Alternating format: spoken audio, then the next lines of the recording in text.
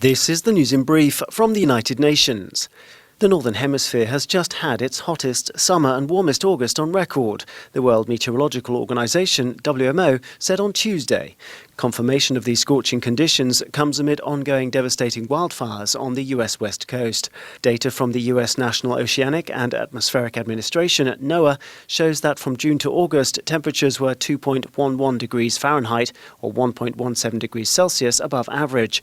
According to WMO spokesperson Claire Nullis, the 5 warmest summers for the Northern Hemisphere have happened since 2015. Globally, August was the second warmest on record at 1.69 Fahrenheit or 0.94 Celsius, above the 20th century average of 60.1 Fahrenheit or 15.6 Celsius. The 2020 fire season on the west coast of the USA has also been record-breaking in its scale, with some 16,000 firefighters involved in the effort to protect people and towns in California alone. In addition to fatalities and destruction, the fires have impacted air quality for millions of people and turned skies orange, impacting even New York on Tuesday on the east coast. To Indonesia now, where 3 ethnic Rohingya people have died after their 7-month ordeal at sea. The UN refugee agency UNHCR said on Tuesday. In an alert, the UN agency said that it was saddened by the deaths of 3 refugees who reached northern Aceh last week. They are described as a young man and 2 young women, all under the age of 25.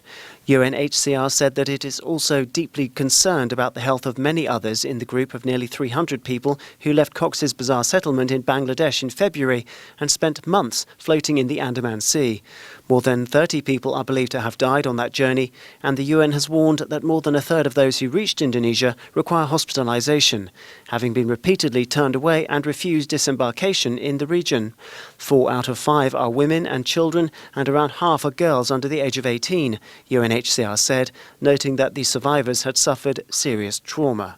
Many children in the group are also without their parents, and at least one 12-year-old boy was left without a caregiver during the journey when his father died. In a statement, UNHCR commended the government of Indonesia and the local community in Aceh for their assistance. Only 6 out of 20 global goals to protect natural biodiversity have been achieved, natural experts have warned, ahead of the organisation's Nature Summit on the 30th of September.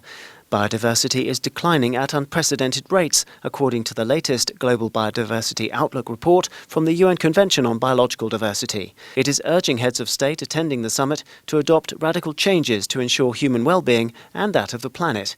These include adopting sustainable agriculture and food systems and adding green space to cities. Despite the lack of overall success in protecting nature, there has been progress in many biodiversity targets that were agreed by the international community in Japan in 2010.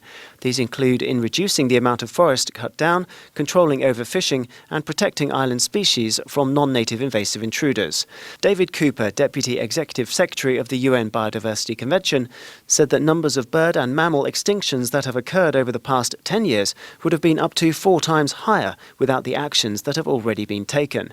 One clear message is policies do work if they are put in place and implemented. And so we need to learn from that. We need to be encouraged by that. We need to step up those policies more widely in order to reduce the rate of biodiversity loss. The UN Biodiversity Convention's David Cooper there.